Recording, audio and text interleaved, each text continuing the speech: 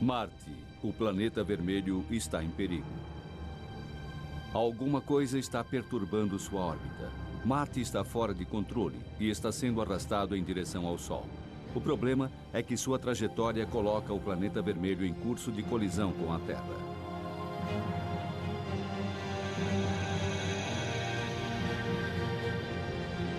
Ficção, talvez, mas não se engane. A possibilidade de um impacto como esse já foi uma grande ameaça para a Terra, mas acabamos tendo sorte.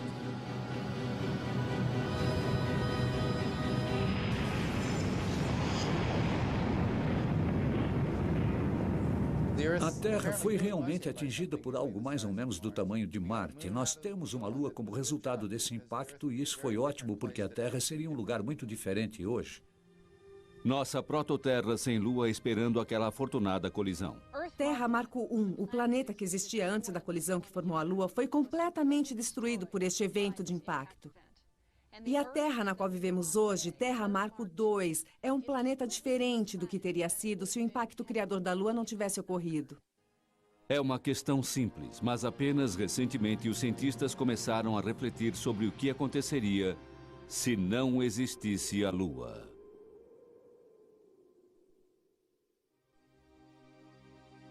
Se não tivéssemos um Sol, não existiria vida na Terra. Na verdade, a própria Terra não existiria. Mas e quanto ao nosso mais próximo vizinho celeste, a Lua?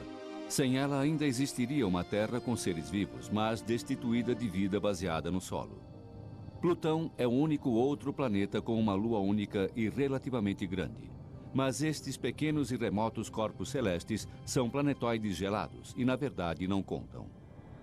Júpiter, o maior dos planetas, possui 16 luas, mas como aqueles outros gigantes gasosos, Saturno, Urano e Netuno, estas luas são comparativamente anãs.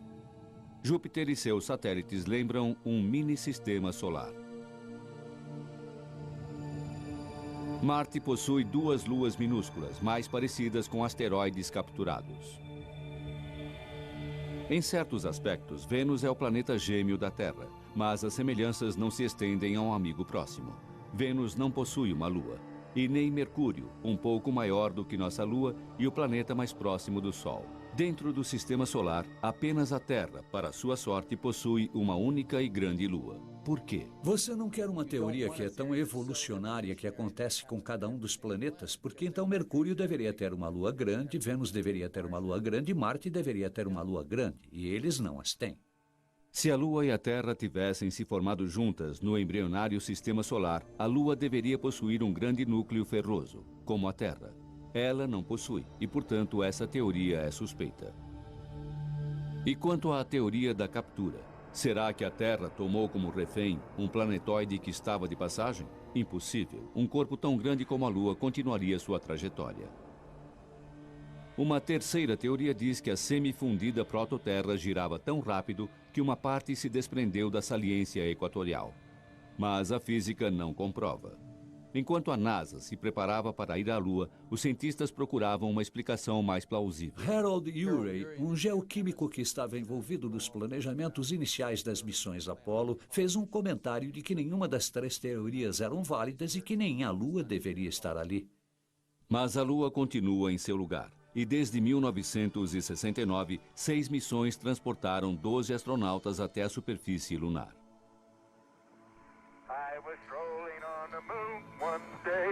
Mas os primeiros pousos da Apollo são sobre bandeiras e pegadas. Mais tarde, entretanto, os astronautas procuravam pelas assim chamadas rochas da criação, materiais que existiriam desde a época da formação da Lua. Será que eles resolveram o mistério da origem da Lua? No total, as missões Apollo trouxeram para a Terra 380 quilos de pó e rochas da Lua. 2, 1, 0, decolando e lançamento. Câmbio e ignição. Assim que as primeiras expedições Apollo voltaram de suas missões na Lua, Foram realizadas uma série de conferências anuais em Houston para estudar as rochas que elas trouxeram de volta e falar sobre a química e as propriedades dessas rochas. As pessoas chamavam essas conferências de festivais das rochas, uma a cada ano. Os resultados são decepcionantes. As rochas são semelhantes às do manto terrestre. Elas não possuem água e muito pouco ferro. Estas não são rochas de sua formação, e não é uma surpresa. Por mais de bilhões de anos, um bombardeamento cósmico destruiu as mais antigas rochas da superfície lunar. Até certo ponto, a busca pelas rochas de sua origem foi um esforço inútil. O homem andou sobre a Lua e os teóricos de sua origem não deram grandes passos. Vários cientistas se reuniram e começaram a pensar, já se passaram cerca de 10 anos desde o final das missões Apollo e deveríamos estar conhecendo mais sobre a origem da Lua e os primórdios de sua história. Ao se concentrar apenas nas análises das rochas, Hartmann acredita que seus colegas deixaram de lado um quadro mais amplo. Ele está convencido de que os impactos são a pista a seguir. A Lua é um completo registro de 4,5 bilhões de anos de colisões no espaço, e ela já foi vítima de algumas fortes pancadas, não imediatamente óbvias, do hemisfério que se volta para a Terra. Antes da Apollo, quando a face oculta da Lua era quase desconhecida, Hartmann tentou mapear as crateras nos limites do hemisfério visível. Num laboratório, ele e um colega montaram um globo especial. Projetamos as melhores fotografias daquele globo, seguimos para o lado e então descobrimos uma nova variedade de características que as pessoas haviam ignorado. Manchas grandes, concêntricas, enormes crateras de 1.000 quilômetros de diâmetro representam uma das conexões com minha própria teoria de que a Lua havia sofrido grandes impactos e que no início existiam grandes corpos vagando pelo sistema solar, colidindo com outros planetas. E para cada impacto na Lua, 25 ocorriam na Terra.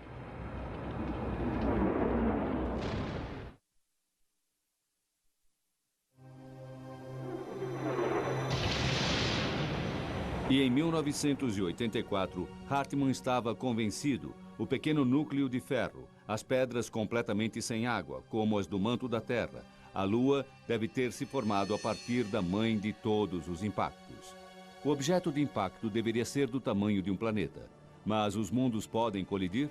Na Rússia, uma nova teoria da formação planetária sugere que é possível. Nosso jovem sistema solar é ainda uma grande confusão. De uma vasta nuvem fundamental, partículas se reúnem em grupos. Elas crescem até o tamanho de uma bola de basquete, se agregando e colidindo. Em pouco tempo, atingem o tamanho de montanhas. O processo leva cerca de 100 milhões de anos. Estamos no estágio final de colisão dos planetas. Um planetoide destrói o manto de Mercúrio. Destroços seguem na direção de Vênus. Mais além está a Terra, terceira rocha a partir do Sol. Mas em seguida, no espaço antes de Marte, um planeta extra, um intruso estranho chamado Orfeu. Sua órbita está muito próxima da Terra. Em seu caminho, desastre. É uma ideia muito interessante essa de que grandes colisões afetaram os planetas, porque nos permite explicar por que um planeta possui um tipo de sistema e outro possui sistema diferente. E ainda assim, se você olhar para trás longe o suficiente para observar os detalhes, os planetas são relativamente similares. Então você pega as semelhanças, mas também encontra essas peculiaridades. Vênus, por exemplo, gira ao contrário, resultado provavelmente de uma grande colisão. Marte possui uma inclinação semelhante à da Terra, uma pista talvez de um outro impacto.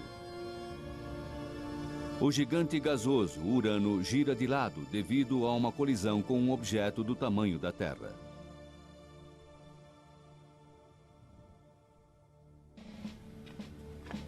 Entra em cena um especialista em impactos. Baseado como Hartmann em Tucson, Arizona, Jay Melosh não acredita na teoria de Orfeu, mas está disposto a colocá-la à prova. Como cientistas, estamos interessados em saber o que acontece quando dois planetas colidem, mas nunca seremos capazes de realizar experimentos com impactos reais de planetas. Então precisamos de outra forma de coletar informações sobre o que acontece durante uma colisão planetária. Melosh procura especialistas em impactos, os militares. O que fazemos, assim como os militares, quando enfrentam um problema para determinar os efeitos de explosões nucleares acima do solo, é utilizar um código de computador. No Novo México, uma conversa com um dos funcionários dá a Melosh acesso a um computador do Sandia National Laboratories. Este é um computador confidencial e, portanto, não pude nem mexer no teclado. Meu colega fez perguntas sobre os dados relacionados ao problema. E ele, por exemplo, me perguntou qual o diâmetro do alvo. E eu dei a ele o diâmetro da Terra. Algumas cabeças se levantaram na sala. O alvo é a Terra. Depois eles perguntaram qual o diâmetro do projeto e eu forneci metade do diâmetro da Terra. Algumas outras cabeças se ergueram ao nosso redor. E em seguida, a velocidade do impacto, 11 km por segundo. Finalmente, por causa do entusiasmo de todos na sala em relação a esta gigantesca colisão, esta simulação se transformou em prioridade e os resultados foram revelados. Podíamos ver a colisão de um planeta, ver esta enorme explosão de gases acontecendo, e foi esse tipo de simulação que permitiu descobrir novos fatores relacionados à compreensão do que acontece nesse tipo de desastre. Então, o que acontece quando dois mundos colidem? Já vimos filmes sobre colisões de planetas e coisas como Guerra nas Estrelas, onde planetas explodem instantaneamente. Não é assim que as coisas funcionam. Os planetas são tão grandes e os eventos ocorrem lentamente. Se você voltasse no tempo, 4,5 milhões de anos atrás, quando o planeta Orfeu colidiu com a Terra, você veria as coisas acontecendo como se fosse em câmera lenta. Orfeu se aproximaria a um corpo com cerca de metade do diâmetro da Terra e lentamente colidiria com a Terra, penetraria nela e nuvens de vapor seriam expelidas, mas tudo num período de 20 minutos a meia hora.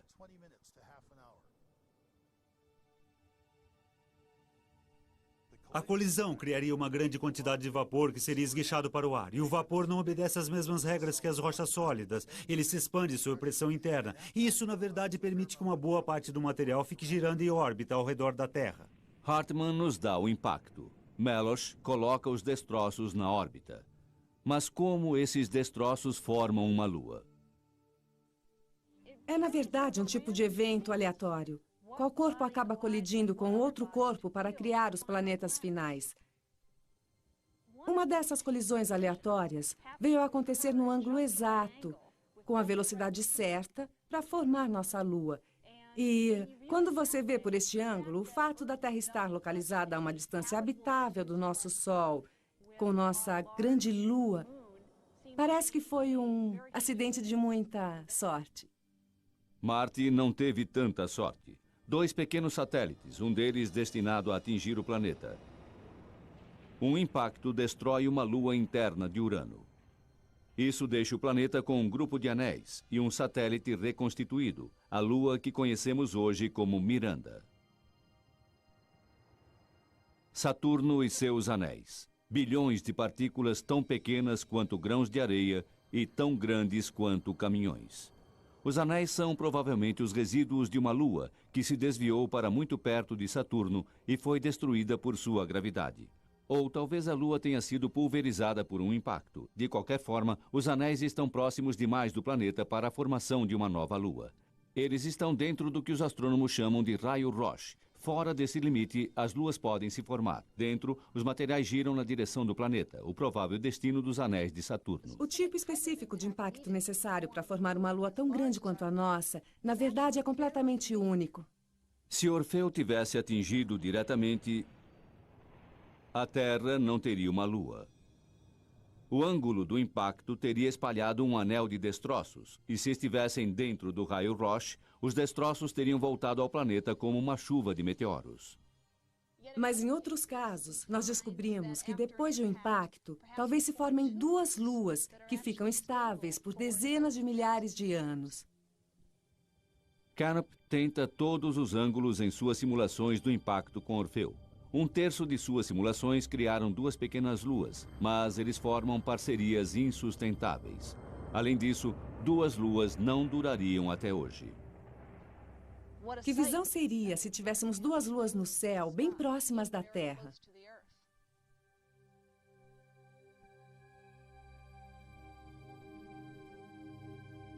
Com 2 luas, a lua menor e mais próxima ou cairia na Terra ou as luas acabariam por colidir. Mas para produzir nossa lua, Canopy escolhe uma abordagem mais indireta. Descobrimos que se você faz o impacto acontecer a um ângulo bastante descentralizado, de uma forma que o objeto quase não atinja a Potro-Terra inteiramente, esta configuração é muito boa para colocar o objeto em órbita. O impacto descentralizado pode destruir parcialmente o corpo que está colidindo, que então se afasta da Terra e temporariamente se reestrutura antes de voltar para um segundo impacto. Um duplo desastre. Todo o processo de impacto provavelmente levou cerca de 2 dias para ser completado. Teria sido um terrível final de semana para se estar na Terra. No entanto, nosso prêmio é a Lua. Ela se formou fora do raio Roche, 22.500 quilômetros da superfície da Terra Marco II. Acumulando matéria ejetada de um disco quente de fragmentos, nossa Lua rapidamente se juntou num período de 1 a 100 anos.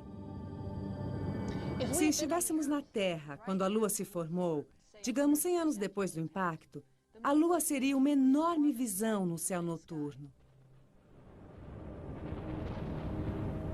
Se pudéssemos ver a Lua logo após sua formação, ela iria aparecer 15 vezes maior no céu escuro que sua aparência atual. Teria sido uma visão e tanto. Em nosso planeta devastado, há o inferno na Terra. Vulcões em erupção, a crosta se deslocando, lava se espalhando como um oceano. A Lua está tão próxima que rochas e magma são influenciadas como a maré. A força de atração lunar é 4.000 vezes maior do que a de hoje. A Terra estremece e explode. Nos oceanos, todas as ondas são como maremotos. Gradualmente, através de 4,5 bilhões de anos, a Terra esfria e se acalma. Inicialmente, vastas forças fazem com que a Lua seja rapidamente empurrada para longe. As rotações dos dois corpos ficam mais lentas. A duração dos nossos dias passa de 4 para 24 horas. A ação das marés continua a diminuir a velocidade de rotação da Terra e mantém a Lua afastada. Cientistas sabem disso através do exame das camadas de rochas, chamadas de cadenciômetros das marés. Elas mostram a frequência das marés pré-históricas. Marjorie Chan, da Universidade de Utah, procura por estes cadenciômetros em Big Cottonwood Canyon. Várias eras atrás, estas eram camadas de sedimento deixadas pelas marés no estuário de um rio. Algumas destas camadas de rocha possuem apenas a espessura de uma folha de papel. E é como se cada pedaço de papel representasse uma história, uma página retirada de um diário contando o que aconteceu há 1 bilhão de anos. As descobertas de Chan são concretas. Marés primitivas eram mais frequentes e os dias muito mais curtos. É incrível que esses cadenciômetros de marés possam nos dizer que o dia possui apenas 18 horas, porque podemos contar a partir do ritmo das marés. Podemos ver quantos ritmos existiam num dia, quantos dias existiam num mês, quantos meses existiam num ano, e usamos esses cálculos para mostrar como a Lua vem se afastando da Terra. De 22.500 quilômetros no início, a Lua está agora a 376.500 quilômetros da Terra. Atualmente, quando os 3 corpos se alinham, a Lua pode cobrir o Sol com precisão. Na Terra, nós vemos o fenômeno como um eclipse total, uma incrível coincidência cósmica. Estes eclipses são outras evidências de que a Lua está se afastando da Terra. Este é um eclipse total como vemos hoje, mas era assim que veríamos o eclipse quando a Lua estava mais próxima da Terra. No futuro, quando a Lua estiver mais distante, um eclipse total será coisa do passado. Antigas documentações de eclipses revelam que há apenas cerca de 2.000 anos atrás, a duração do dia era um pouco mais curta do que atualmente. Se tivesse se mantido constante, o eclipse solar de 136 a.C. teria seguido esta linha de totalidade. Em vez disso, como o dia era 1/20 de segundo mais curto, a totalidade se deslocou para o leste através da Babilônia. Mais de 1/4 de século atrás, os astronautas da Apollo instalaram refletores na Lua. Hoje, eles são alvos para os astrônomos do Observatório McDonald, no Texas. Ao receber os raios laser que retornam dos refletores, a velocidade na qual a Lua está se afastando pode ser medida até a largura de um fio de cabelo. A distância está se ampliando em 3,8 centímetros por ano. Dessa forma, em 4,5 bilhões de anos, a Lua em nosso céu encolheu até chegar nisso. A força de atração gravitacional da Lua mantém a Terra numa posição horizontal, com uma inclinação de 23 graus. Marte, ao contrário, não possui uma grande lua estabilizadora. Consequentemente, ele oscila em seu eixo. Ao longo de milhões de anos, a inclinação pode variar de 0 a 90 graus, fazendo com que seu clima seja inconstante. Imagine a Terra dessa forma. Em Paris, no Bureau de Longitude, o astrônomo Jacques Lascar faz exatamente isso. Ele se pergunta o que aconteceria à Terra sem nossa grande e benéfica Lua. Primeiro, ele faz modelos da Terra com a Lua. Nosso eixo se move num círculo, mas sempre a 23 graus. Ao remover a Lua, o movimento circular diminui, mas o planeta fica maluco. Os cálculos de Lascar mostram um caos. Tire a Lua e nós perdemos toda a estabilidade. A Terra oscilaria pelo interior do sistema solar. Lascar não tem dúvida de que dependemos completamente de nosso parceiro no espaço. Se não existisse a Lua, o eixo da Terra ficaria sempre oscilando entre 0 e 90 graus. E o clima no nosso planeta mudaria radicalmente. Então podemos dizer que a Lua é um regulador climático para a Terra. Mesmo com a Lua, a Terra sofre pequenas oscilações. Como um membro da equipe da NASA que estuda as origens da vida, Lynn Rothschild sabe que até mesmo as menores mudanças de inclinação geram profundas consequências. Alguns pesquisadores na Alemanha apresentaram uma teoria de que a razão da civilização na Terra ter começado na região do delta do Nilo e não no Saara, onde existiam grandes grupos de humanos naquela época, é porque o ângulo oblíquo da Terra havia mudado menos de 1 grau. O próspero Saara, no norte da África, se transforma numa parda região estéril. Hoje, ele é o maior deserto da Terra, produto de uma mudança de ângulo do eixo planetário. Sem a Lua, estaríamos vivenciando mudanças de angulação de 20, 30, 40 e 50 graus e até mais. E então compare essas mudanças com aquela de menos de 1 grau que causou a migração em massa de humanos e podemos imaginar que problema sério a falta da Lua traria para a vida na Terra. Portanto, ao perdermos a Lua, existem motivos para preocupação. Seria este o Egito quando a Terra começar a oscilar? Seria este o Saara do futuro? Será que a Antártica se transformaria num deserto escaldante? Estas são as perspectivas se nós perdermos a Lua e a Terra girar descontrolada. De repente, teríamos verões que seriam incrivelmente quentes. Na parte terrestre, estamos falando de talvez mais de 100 graus centígrados, mais do que a temperatura de ebulição da água. Por outro lado, teríamos invernos com temperaturas abaixo do congelamento, provavelmente tão frio quanto o gelo seco. Temperaturas incrivelmente frias. Placas de gelo avançariam e recuariam através do Equador. E pior ainda, com a Terra balançando caoticamente, os círculos polares derreteriam, os níveis dos oceanos subiriam, ilhas desapareceriam e nossas cidades costeiras seriam inundadas.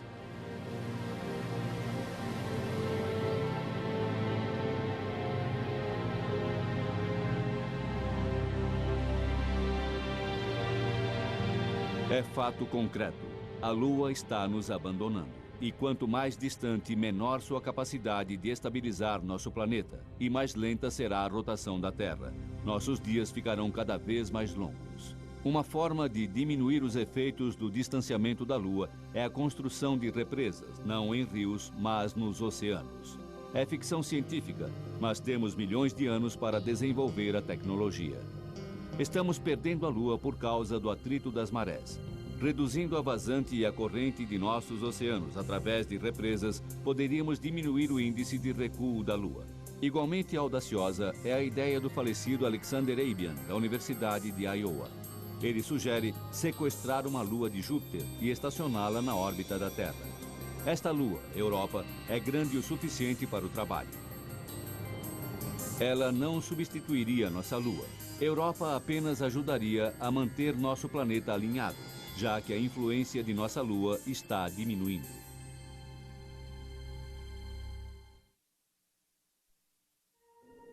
Lua cheia sobre o planeta Terra. Ninguém sabe a razão, mas a lua cheia significa problemas iminentes para hospitais, prisões e as ruas de qualquer cidade. Alguma coisa acontece com as pessoas quando é época de lua cheia. Sempre se encontra algum problema.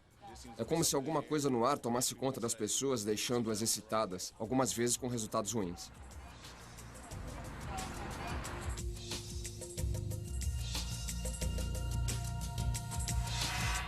Da lua nova à lua cheia, os cientistas explicam as fases lunares. Como apenas metade da lua é iluminada pelo sol, nós vemos uma quantidade variável dessa metade. O que eles nem sempre explicam é o efeito dessas fases sobre a vida terrestre. Por que a prática de alguns tipos de yoga eram considerados perigosos durante a lua cheia? Um número maior de bebês nasce na lua cheia? Será que a órbita da Lua de 29 dias e meio terrestres, o mês lunar, influencia o ciclo menstrual? Para os homens primitivos, a lua cheia significava mais luz para suas caçadas. Existe uma teoria de que isso conectou o ciclo menstrual ao ciclo lunar. Enquanto o homem caçava, a mulher podia manter-se infértil. Mas nos dias negros da lua nova, quando os homens estavam em casa, a mulher deveria estar fértil para a sobrevivência de nossa espécie. Na natureza, uma vez por ano, as larvas palolos sobem até a superfície do oceano para o acasalamento, uma noite antes de uma lua nova. Presa fácil para os moradores destas ilhas dos mares do sul. Os corais crescem na Grande Barreira de Recifes. Isso acontece apenas na lua cheia em novembro, o sinal lunar para 1000 espécies se reproduzirem.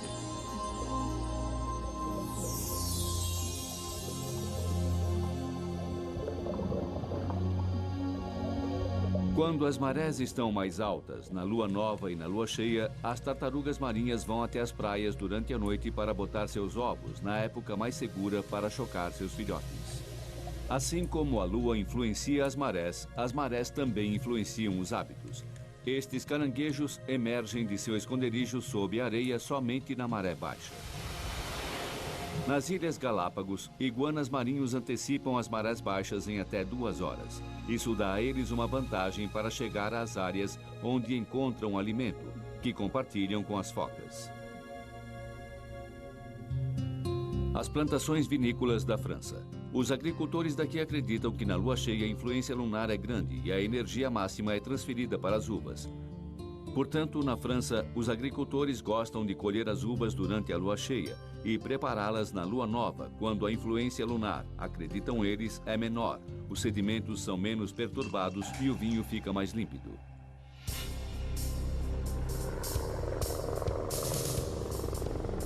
A vida na Terra é sem dúvida dominada pelos ritmos da Lua.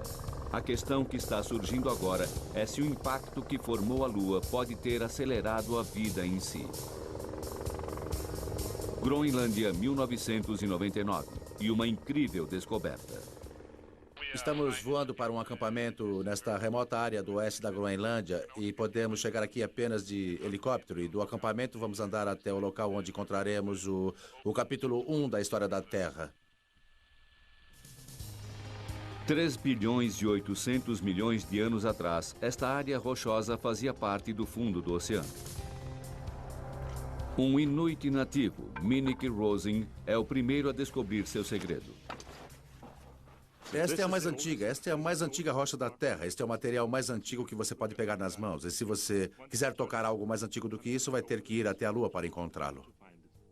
Mas a pedra lunar, apesar de antiga, não guarda pistas sobre a vida. Na Terra, a rocha da Groenlândia encontrada por Rosen traz novas informações, e esta é sua grande descoberta. Suas camadas possuem carbono, evidências de um plâncton complexo. Esse plâncton existiu há muito tempo, 200 milhões de anos antes da data previamente estimada para o início da vida, puxando esta data para mais perto do impacto formador da Lua. Foi realmente uma experiência incrível, porque seres vivos não deveriam existir naquela época e, se existissem, definitivamente não deveriam ser em formas de vida que teriam existido em alto mar. Previamente, acreditava-se que os seres vivos primitivos existiam apenas em ambientes extremos, alimentando-se dos gases de vulcões submersos. Este homem explica de forma brilhante as descobertas da Groenlândia. Como membro da National Academy, ele é consultor na área de ciências para o governo norte-americano. Norman Sleep acredita que o impacto do Orfeu, responsável pela formação da Lua, deu origem à vida. A Terra Marco I morreu na colisão com Orfeu. Esta é a Terra Marco II. Se estivéssemos na Terra Marco I, estaríamos agora sob 3 quilômetros de água. Não teríamos oxigênio para respirar. A teoria de Sleep é radical. Orfeu acabou com metade dos oceanos da Terra Marco I e criou uma nova atmosfera. Muito provavelmente, existia vida aquática em nosso protoplaneta. A Terra Marco I tinha bastante água e Orfeu podia ter vida também. Mas aquele impacto não fez nenhum refém. O impacto restaurou completamente a Terra para um novo começo. Qualquer forma de vida que existia tanto na Terra quanto no Orfeu teve seu fim na colisão. Mas ele acredita que Orfeu, na verdade, incitou a vida na Terra. Deve existir uma conexão direta entre a continuação da vida na Terra e o impacto que criou a Lua. Sleep acredita que, como a Terra Marco I, Orfeu possuía um núcleo de ferro. No computador, estes núcleos são azuis. O impacto foi tão violento que eles se fundiram. Quando Orfeu colidiu, grandes quantidades de ferro foram misturadas à Terra. O ferro reagiu com a água, produzindo o hidrogênio. Isso produziu uma atmosfera redutora, que é essencial para o desenvolvimento da vida. Passe eletricidade através dela, como relâmpagos, e os precursores da vida podem ser criados. Em 1952, um famoso experimento demonstrou exatamente isso. Hal Urey e Stanley Miller criaram aminoácidos simples num tubo de ensaio. Mas sua pesquisa perdeu a força quando seus colegas insistiram que a Terra antiga não possuía as condições certas, uma atmosfera chamada redutora. Mas agora sabemos que o impacto de Orfeu pode ter produzido essa atmosfera.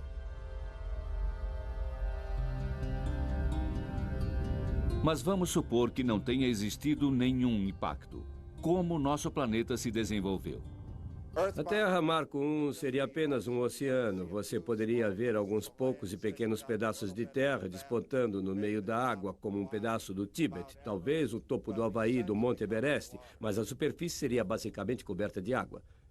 Sem o impacto, definitivamente não teríamos seres humanos na Terra. Esse documentário poderia estar sendo feito por outras formas de vida, mas com certeza não seriam humanos. Nós podemos apenas especular em relação às criaturas que evoluíram na Terra Marco I. É realmente curioso tentar descobrir como seria a vida na Terra. Seria possível a existência de seres inteligentes? Se não tivesse existido o impacto que formou a Lua, acredito que a vida no solo seria muito diferente. Na verdade, poderia nem existir vida em terreno seco. E sem uma Lua para diminuir a velocidade de nossa rotação, a Terra seria um local hostil e sem controle. Você teria uma Terra que giraria muito rapidamente. Com apenas o Sol e sem uma Lua, os dias passariam muito rápido, cerca de 3 vezes mais rápido do que hoje.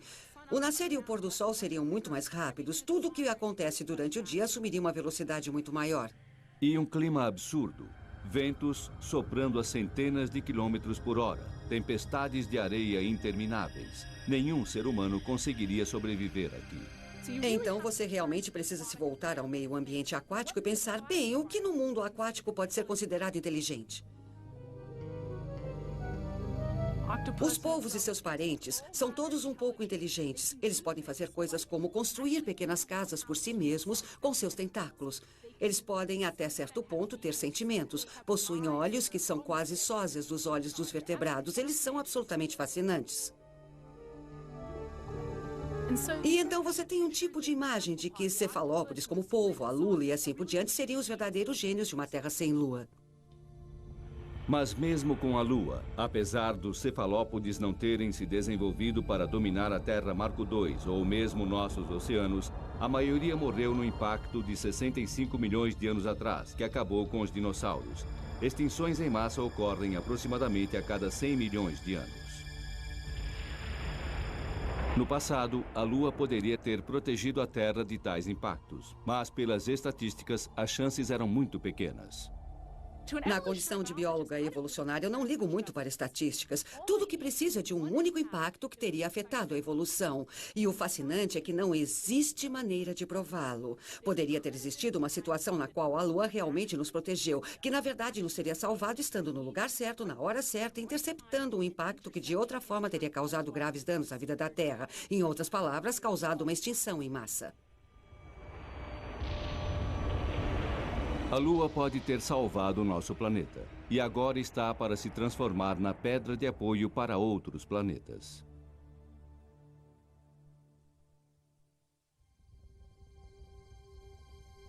Como o acaso é um aspecto muito importante no desenvolvimento de um planeta, a Lua pode ser vista como um sinal de sorte.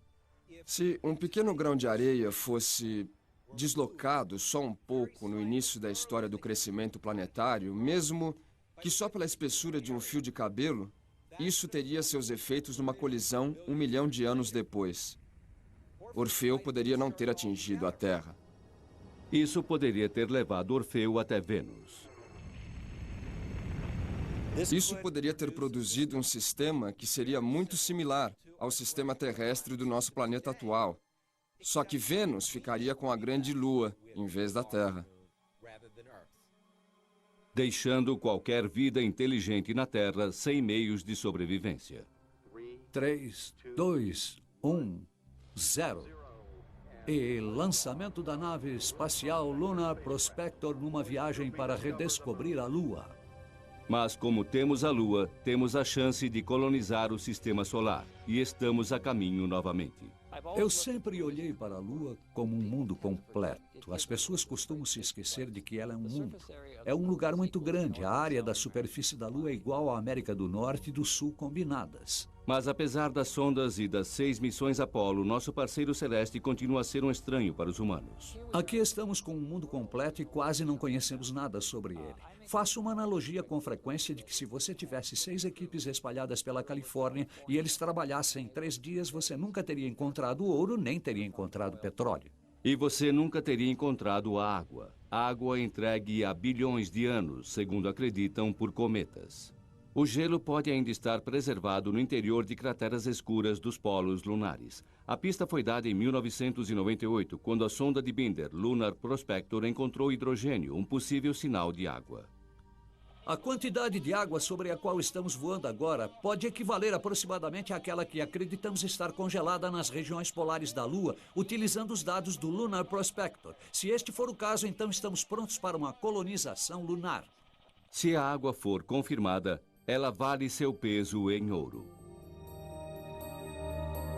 Nós queríamos que as pessoas voltassem a estudar a Lua e compreendessem que este é o futuro da humanidade, o começo da colonização do Sistema Solar. Acredito que o Prospector está realizando essa missão. Eu gostaria de ver a humanidade na Lua, gostaria de ver a humanidade espalhada através do Sistema Solar. Esse é o ponto de partida. Quando o combustível do Lunar Prospector estava se acabando, Binder teve uma ideia. Decidiu mirar a sonda numa cratera do Polo Sul. Será que um impacto deliberado podia nos dar uma prova da existência de água?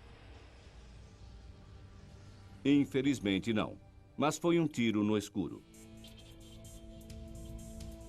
David Gump é a nova geração, um empresário do espaço que planeja uma missão à Lua financiada comercialmente. Em sua base no deserto de Mojave, Califórnia, Gump possui um protótipo de um foguete reutilizável. Da órbita da Terra, ele lançará uma nave com o objetivo de procurar por água. Não possuímos prova concreta de que existe água na Lua.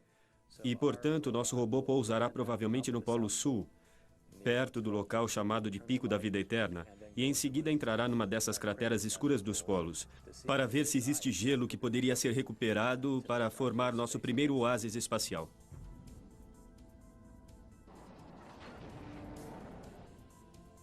Se pudermos confirmar que existe água suficiente nos polos lunares, significaria que poderíamos reabastecer nossas espaçonaves lá, que missões até Marte e locais mais distantes do Sistema Solar finalmente seriam viáveis. Seria a primeira vez que poderíamos realmente viver fora da Terra enquanto exploramos o espaço. A visão de Gump depende da água lunar. Ela sustentaria a vida e a separação em hidrogênio e oxigênio líquidos poderia gerar o combustível do foguete. A Lua seria um porto espacial. Eu acho que a Lua é fundamental para a exploração do resto do Sistema Solar. O sistema solar é realmente um lugar enorme e ter um lugar para treinar e fazer testes com seres humanos perto de casa e pedir ajuda se tivermos algum problema é extremamente importante. Se você estiver a caminho de Marte e tiver algum problema, poderá ter apoio. Se existir água, o próximo passo serão as colônias lunares, mas não os módulos apresentados pela ficção científica. Seriam mais como as estruturas de tijolo dos desertos mexicanos e do sudoeste dos Estados Unidos. Os pioneiros da Lua vão criar suas acomodações com a Terra lunar. A NASA está tomando nota. A próxima vez que realizarmos uma viagem até a Lua, nossas roupas serão de alta tecnologia. Mas vamos depender de recursos naturais básicos para nossas residências. A palavra de ordem é economia, aproveitando os recursos locais. As primeiras habitações da Lua podem ser parecidas com estas cabanas no Museu de Construção Tradicional da Califórnia. Cada quilo de material que carregássemos daqui até a Lua custaria de 2 a 3 quilos de ouro. Por esta razão, será muito importante utilizar o que já existe por lá. Tubos, cheios de pó da Lua e empilhados em espiral. Parece irônico que estamos voltando ao passado da nossa história. E então vamos realmente voltar na história. Vamos pegar o melhor do que a civilização nos deu e transportá-lo para o futuro. Como a montanha-russa?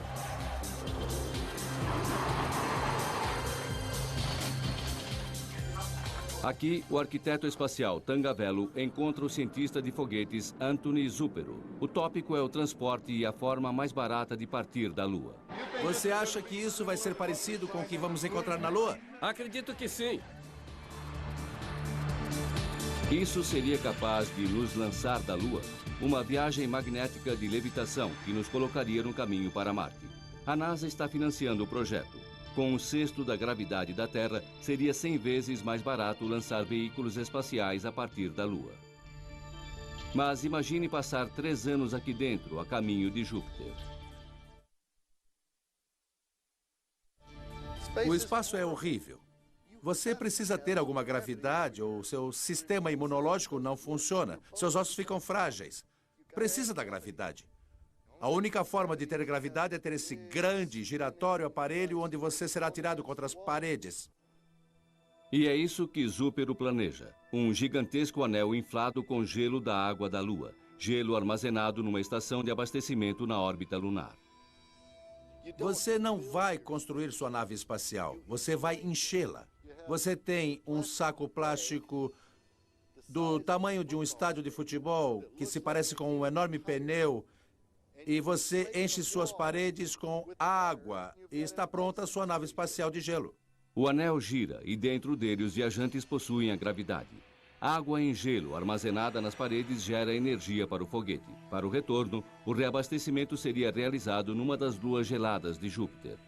Eu nunca imaginaria que um foguete movido a vapor, uma tecnologia antiga, levaria 100 vezes mais do que o melhor dos foguetes. E isso significa que você levaria 100 pessoas daqui até Júpiter e para todas as luas de Júpiter, Ganimedes, Calisto, Europa. Absolutamente incrível.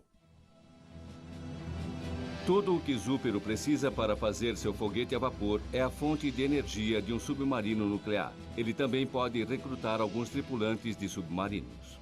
Os submarinos foram as primeiras plataformas para os quais o programa espacial se voltou para descobrir como as pessoas reagiriam a viagens longas em isolamento. E eles aprenderam muito com os tripulantes.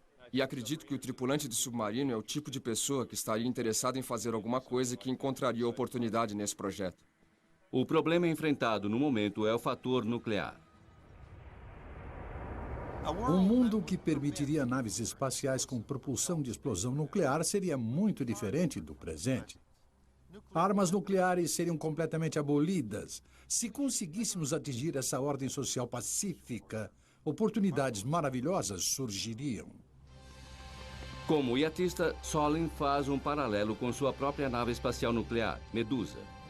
Bem, o que este belo iate da America's Cup, American One, possui em comum com a espaçonave Medusa é a vela triangular. A vela triangular é uma vela muito leve, içada acima da embarcação, e é controlada diretamente pelo vento.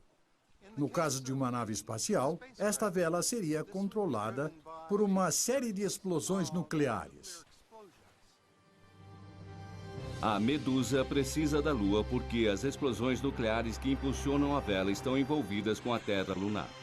A nave Medusa pode viajar a dezenas de milhões de quilômetros por hora. A Medusa é capaz de tornar possível a viagem interplanetária em espaços de tempo razoáveis para os seres humanos. Ela pode até nos levar às estrelas. E entre estas estrelas, existem planetas que estão se desenvolvendo como a Terra? Ou será que este crescimento depende da sorte que tivemos com a criação da Lua? Agora que estamos descobrindo planetas, entre outras estrelas, qual é a importância de uma Lua na criação de um meio ambiente como o da Terra? Se existirem 100 planetas, entre outras estrelas, com 50 dos planetas parecidos com a Terra, será que estes 50 planetas possuem as mesmas condições da Terra? Ou você só consegue esse tipo de ambiente quando possui uma Lua ao seu redor?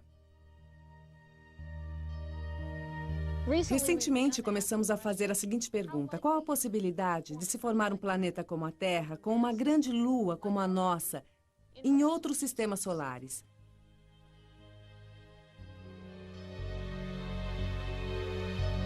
Esta é uma questão crítica, porque a Lua parece ser um elemento de extrema importância para a vida e a estabilidade climática em nosso planeta.